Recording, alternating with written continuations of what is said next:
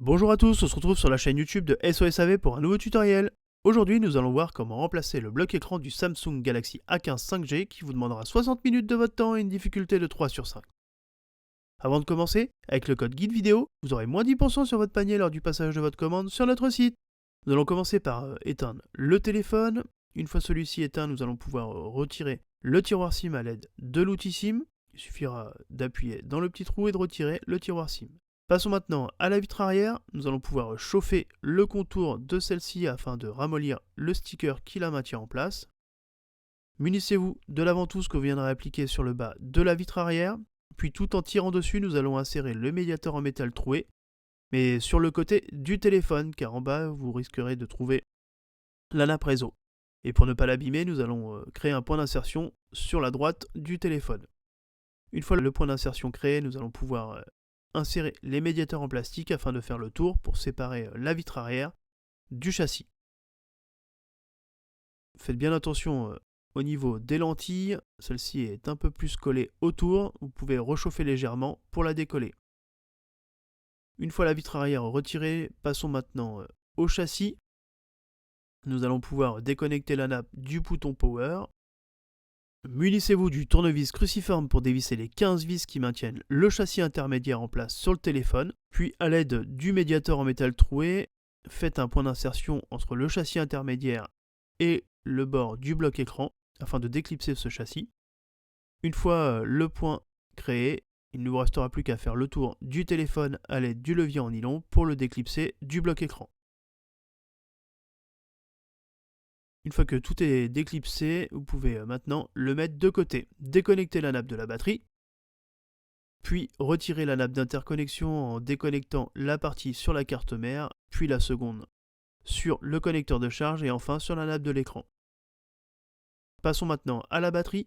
Il suffira simplement de décoller la partie bleue du dessus de la batterie et il faudra juste tirer dessus afin de sortir la batterie de son emplacement. Si jamais vous rencontrez des difficultés, n'hésitez pas à chauffer légèrement le dessous de la batterie côté écran. Cela permet de ramollir le sticker qui la maintient en place et il suffira simplement de tirer dessus pour la sortir. Si jamais celle-ci résiste encore, n'hésitez pas à utiliser la carte en PVC tout en tirant dessus afin de la sortir du bloc écran. Une fois la batterie retirée, nous allons pouvoir récupérer son film transparent qui permet de la maintenir en place. Il suffit simplement de tirer dessus. Chauffez légèrement le connecteur de charge afin de ramollir le sticker qui maintient la nappe de l'écran dessus. Décollez cette nappe. Toujours à l'aide de la pincette, nous allons pouvoir déconnecter les câbles coaxiaux du connecteur de charge et dévisser la vis cruciforme qui maintient le connecteur de charge en place. Pour finir, vous pouvez le sortir à l'aide du levier. Chauffez légèrement le vibreur afin de ramollir son sticker et sortez-le à l'aide de la pincette. Il y a un petit emplacement sur le bas du vibreur, il suffit simplement de passer dessous. Passons maintenant sur la partie haute, dévissez la vis cruciforme qui maintient la carte mère et sortez-la à l'aide du levier. Avant de passer au montage du nouvel écran, n'hésite pas à liker la vidéo, à t'abonner et à activer les notifications pour ne manquer aucune de nos vidéos. Voici le nouveau bloc écran. Nous allons à présent retirer les films de protection. Et comme vous pouvez voir, celui-ci est déjà équipé de l'écouteur de l'oreille ainsi que de la nappe volume. Passons maintenant à la carte mère. Nous allons la mettre dans son emplacement sur le haut. Une fois en place, nous allons pouvoir revisser la vis cruciforme qui la maintient en place. Faites glisser le levier en nylon sur la partie droite afin de venir loger les câbles coaxiaux dans la gouttière du bloc écran. Réinstallez le vibreur sur le bas du bloc écran. Munissez-vous du connecteur de charge que vous viendrez glisser sous les câbles et installer dans son emplacement sur le bas et revissez la vis cruciforme qui le maintient en place. Munissez-vous de la pincette afin de venir reconnecter les câbles coaxiaux sur le connecteur de charge. Une fois connectés, nous allons pouvoir les réinstaller dans la gouttière. Passons maintenant à la batterie. Une fois le film transparent réinstallé sur celle-ci, nous allons à présent installer des stickers à son dos. Pour cela, séparez un sticker universel en deux et installez un morceau de sticker de chaque côté de la batterie à son dos. Rabattez les languettes par-dessus. Une fois en place, vous pouvez retirer le film de protection rose avant de venir installer la batterie dans le bloc écran.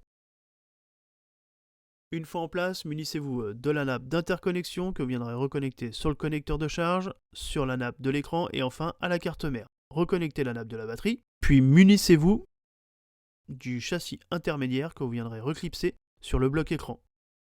Vérifiez bien qu'il n'y ait pas de jour entre le bloc écran et le châssis intermédiaire, reconnectez la nappe du bouton Power, et revissez les 15 vis cruciformes qui maintiennent le châssis intermédiaire sur le bloc écran. Une fois en place, nous allons pouvoir réinstaller les lentilles des caméras. Celles-ci viennent se clipser sur le châssis intermédiaire. Munissez-vous du levier en nylon ou d'un tournevis plat afin de venir nettoyer le châssis de tout résidu de colle et de stickers. Faites de même pour la vitre arrière. Une fois que tout est bien propre, nous allons pouvoir appliquer un léger filet de colle sur le contour du châssis du téléphone.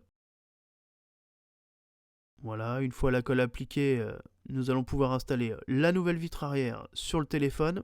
Une fois la vitre en place, nous allons pouvoir mettre le téléphone sous presse pendant une bonne heure avant de pouvoir utiliser celui-ci.